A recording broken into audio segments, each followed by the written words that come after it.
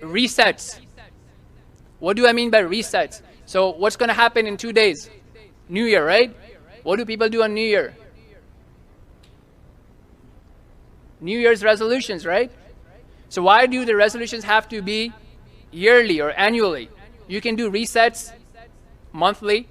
So say, okay, you know what? That's fine. December happened, whatever happened. I'm going to make January my best. And then take it to the next level. Do it weekly. Have your resets weekly. I will make the coming week amazing. Okay, if you can't do that, then make it daily, right? Make it easy. More importantly, do it between salah to salah. Do we have anything from Quran or Hadith about it?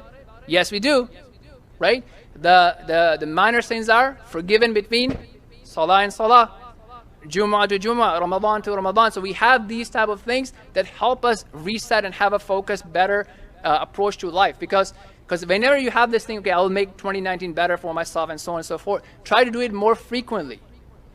And this is very important especially for people who are suffering a higher level of depression and anxiety or any sort of health issue. Take it from a day-by-day basis, or even, okay, you know, I missed my prayer or something happened or it wasn't a productive time. Let me take care of my Maghrib to Isha.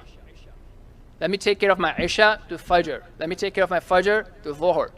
Let me have a better experience. Let me have more productivity. Let me have more contribution and so on and so forth.